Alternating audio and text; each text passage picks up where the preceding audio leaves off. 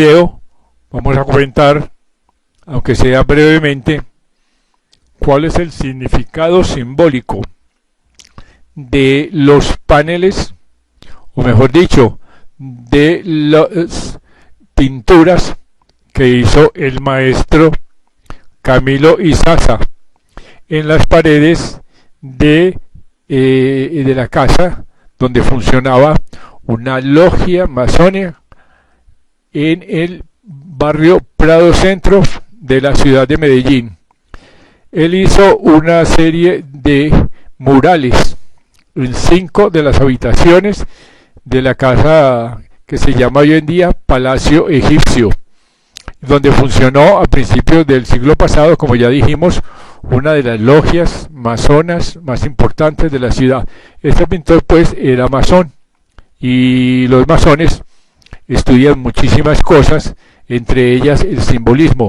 Así que los 5 murales que están en las 5 habitaciones, con 3 paredes cada uno, son 15 paredes llenas de pinturas que, como ya dijimos, son simbólicas. Y es bueno que el público de Medellín y el público en general se entere del significado simbólico de esas pinturas y de esos murales. Pero para el efecto, antes de explicar brevemente estos conceptos, vamos a poner el tema en concepto, en contexto, mejor dicho, tratando de explicar qué era lo que estudiaban no solamente los masones, que lo estudian hoy en día, sino otras escuelas de filosofía que funcionan en todo el mundo y que estudian materias esotéricas, filosofía sobre todo oriental. Como es bien sabido, en todas las culturas existen 2 enseñanzas para religión y filosofía. Una para el público, que es la exotérica, y otra para los iniciados, para los sacerdotes y para los intelectuales de cada sociedad, que durante muchos milenios se consideraba que estudiaban conceptos y doctrinas que no se le podían dar al público, porque se consideraba, y en parte con razón, de que el público no estaba preparado para tener ciertos conocimientos que dan muchísimo poder y que si se usan mal pueden hacer más daño que bien. Así pues, hasta muy entrado el siglo XX, esos conceptos no fueron publicados para el público. Esto sucedió en Europa a fines del siglo XIX, exactamente en 1888, cuando la Sociedad Teosófica Internacional publicó las claves para decodificar los libros sagrados, que son simbólicos, que están encriptados y que, como ya dijimos, si uno los lee se hace la lectura literal, eso es simplemente lo que se llama la letra muerta. Eso tiene un simbolismo, y si uno no sabe las claves, pues no entiende absolutamente nada. Es así que se puede decir que la Biblia, el Sagrado Corán, los sagrados Vedas de la India, los Puranas, los Upanishads, el libro de los muertos y muchos otros libros no sagrados están encriptados y tienen los conocimientos que estudiaban las sectas esotéricas en símbolos. Así pues, no solamente los masones estudiaban las claves para dedicar los libros sagrados, sino también los gnósticos, los metafísicos, los cabalistas, los rosacruces, los teósofos, ya mencionados, los sufíes, los yogas, la fraternidad universal, etcétera, etcétera. Existen muchísimas escuelas que hasta el siglo XX eran llamadas escuelas secretas, porque la Iglesia Católica y en general las instituciones perseguían estas sectas o estas escuelas para que estos conocimientos no llegaran, como ya dijimos, al público en general. Pero entonces vamos a hacer una breve lista de las claves que se necesitan para entender, como ya dijimos, los libros sagrados. La primera clave es la teológica y la cosmológica. Esta clave, que es una, pero implica dos conocimientos, viene a ser una sola, porque como consideraban las doctrinas antiguas, para los hindúes tienen dos conceptos sobre la divinidad.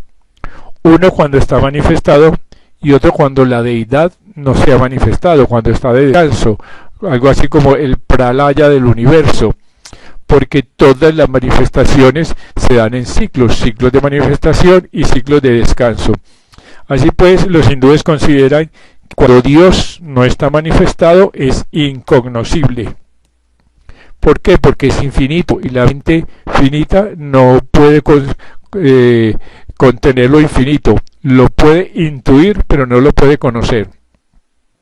Y cuando está manifestado, Dios es el universo que tiene 7 cuerpos, que se rige por la ley de centenario, etcétera, etcétera. Así que cuando ellos estudian la clave cosmológica, que es la que responde a la pregunta de cómo hizo Dios el universo, están estudiando también las 7 cualidades de Dios. Así pues, haciendo un resumen demasiado apretado de lo que es la cosmología, los hindúes resumen en una frase. Ellos dicen que del todo Brahma y de Brahma la dualidad. Esta frase tan bonita requiere una pequeña explicación. El todo, como ya dijimos, es Dios, es la unidad, es aquello. Y Brahma es el conjunto de jerarquías del universo que se encargan de administrar y de crear los diferentes ciclos para la evolución de la vida. Y cuando hablan de la dualidad, hablan de una de las 7 características o de las 7 formas en que se presenta la divinidad. Para ellos, pues, Dios no es un ser, Dios es una cualidad de todos los seres. Y de acuerdo a la ley del centenario, esas cualidades son 7. Son amor, vida, inteligencia, verdad, principio, espíritu y unidad. Estas cualidades de Dios se entienden por sí solas, excepto la de los principios. Un principio es una ley, es lo que no puede ser cambiado. Y en el universo existen 7 leyes, 7 grandes principios que rigen toda la manifestación, o sea, la vida en la naturaleza. Esas leyes sería muy largo explicarlas una por una. Están muy bien explicadas en un libro que se llama Metafísica 4 en 1 de la autora venezolana Connie Méndez. Aquí vamos a dar la lista más o menos y una pequeña idea de lo que son esas leyes. Primero, la ley del mentalismo, cuyo lema, el principio, es que todo es mente y que los pensamientos son cosas, son materia y se manifiestan en sucesos y fracasos positivos y negativos. Segundo, la ley de la correspondencia, cuyo lema es que como es abajo, es arriba, lo que quiere decir que nuestro plano reproduce lo que sucede en otros planos. En tercero, es el principio de la vibración, cuyo lema es que todo está en movimiento, todo vibra. En una roca la vibración es muy lenta, pero el pensamiento positivo vibra con una frecuencia altísima.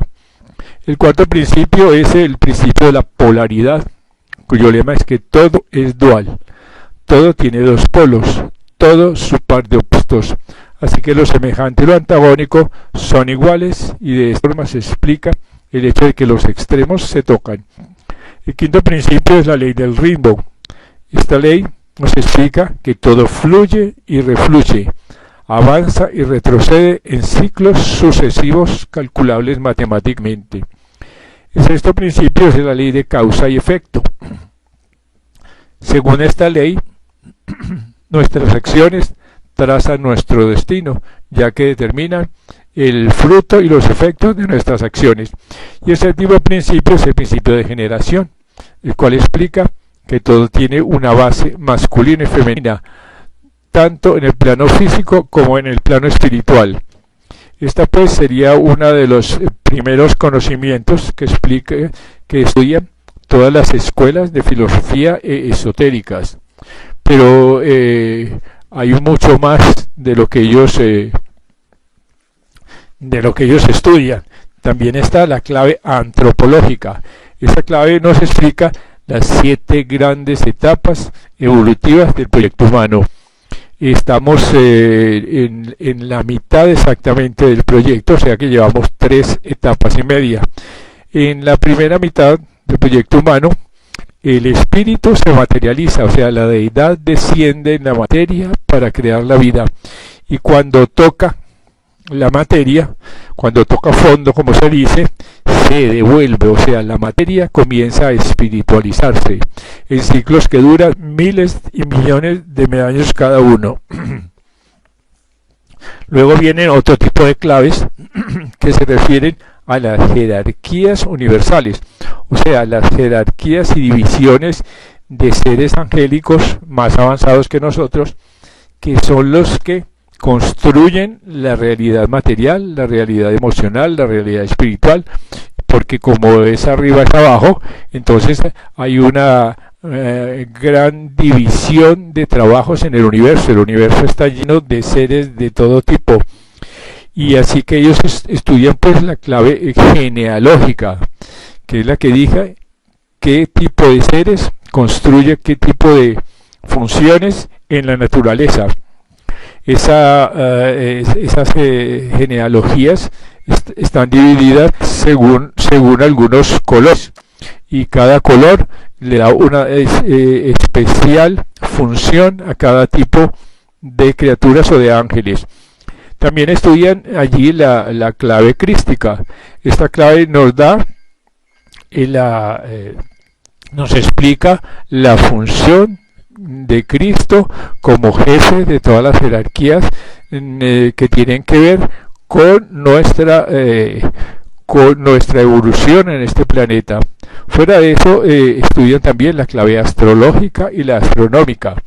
La astrológica nos dice que nuestra Tierra recibe determinadas radiaciones de acuerdo a los ciclos que se presenten y que llegan de las distintos espacios y formas del universo, o sea, desde las constelaciones.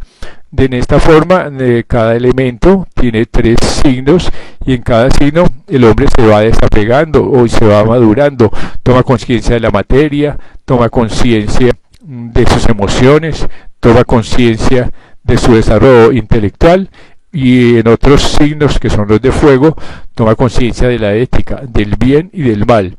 Estudian astronomía, o sea, el papel que hacen los distintos planetas y sus conjunciones en los efectos que tiene en la evolución del proyecto humano. Por último, hay otras tipos de estudios que hacen estas sectas, como ya dijimos también los masones, que son la clave iniciática. Esta clave estudia las etapas evolutivas de la conciencia, de cómo el hombre puede irse perfeccionando para espiritualizarse sin necesidad de hacer todas esas largas etapas en las que hace la gente corriente que no es iniciados. Pero hay otros muchos estudios aparte de estos. Están los estudios de yoga, que estudian los efectos que tienen los mantras, por ejemplo, son los sonidos de poder. El yoga trata de que el ser humano perfeccione sus cuerpos de tal manera que pueda espiritualizarse y evolucionar positivamente. Pero esto no es todo. Los masones tienen otro tipo de estudios, tienen unos estudios sobre el poder de la sexualidad como magia positiva, estudian también la alquimia, y ellos tratan de influir en la evolución política de los países donde ellos funcionan. Así que estudian mucho historia, y mucha filosofía, sobre todo la filosofía de Platón y la filosofía neoplatónica.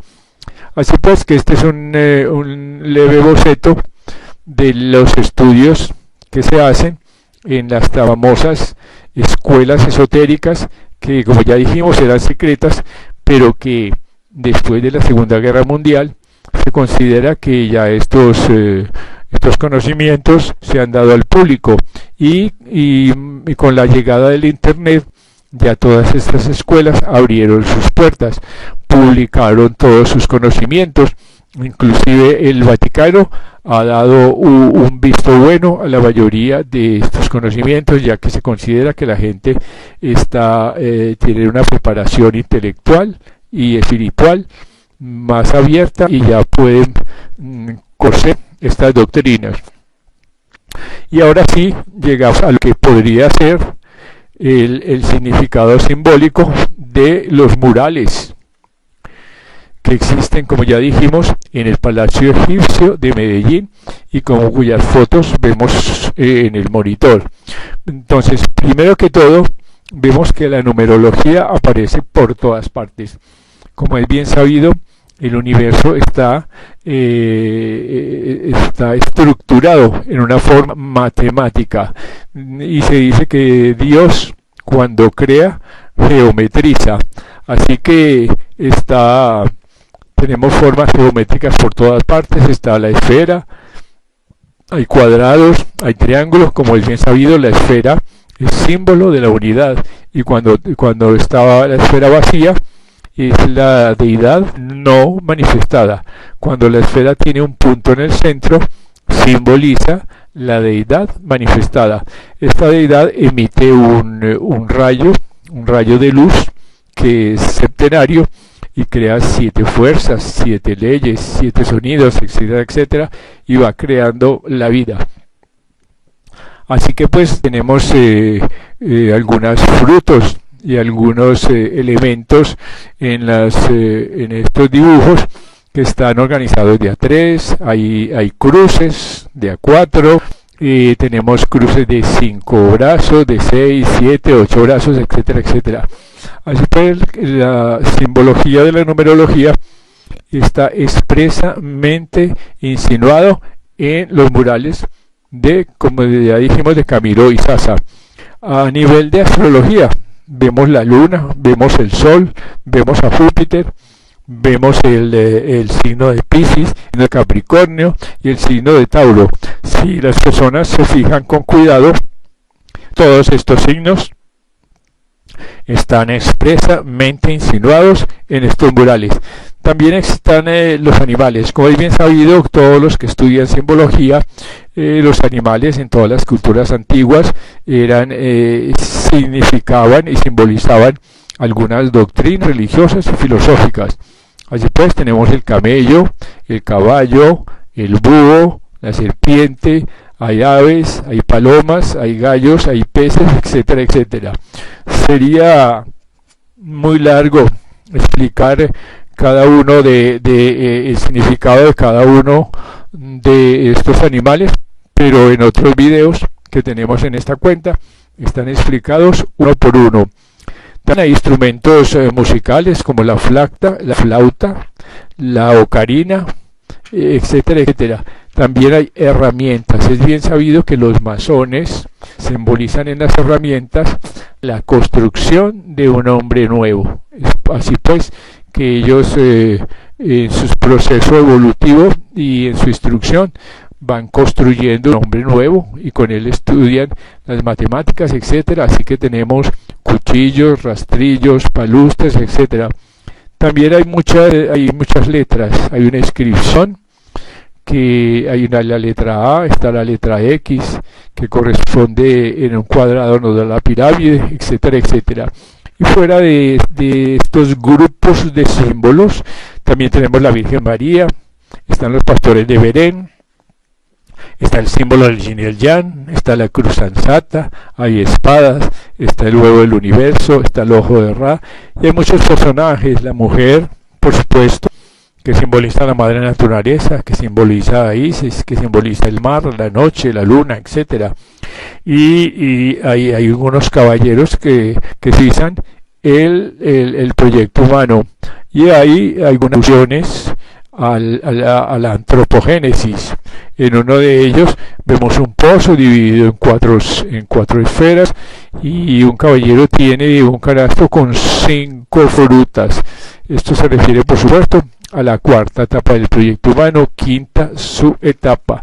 Fuera de eso, muchas frutas: el maíz, el aguacate, el banano, la naranja y muchas vasijas, todas ellas simbolizando algún tipo de doctrina, sea filosófica o sea religiosa. Este pues es un resumen de lo que se ha encontrado en ese bellísimos murales del Palacio Egipcio. Pero también debemos añadir que en la ciudad de Medellín existe otra colección de obras de arte metafísico que son propiedad del grupo teosófico de Medellín, de la Sociedad Teosófica de Medellín, que tienen el mismo relato esotérico y que se pueden consultar en la página www.artmetafísico.com. Y para terminar, debemos añadir que en un municipio del departamento de Antioquia hay un yacimiento de petroglifos, o sea, tallas de piedra que están en un municipio llamado el municipio de Támesis. Allí existen cerca de 100 piedras con casi 1000 tallas enormes, que son muy antiguas, que tienen entre 4 y 6.000 años, y que están escritas en el lenguaje de los símbolos, antiguo, que era el censar, que hoy en día se llama el simbolismo, y que también son un tratado de numerología, de geometría sagrada, de astronomía, de astrología, y que sintetizan los conocimientos que hace miles de años tenían algún tipo de sociedades que existieron en el departamento de Antioquia. Así pues, contamos con 3 colecciones de arte físico en el departamento, y este es más o menos un resumen de su significado.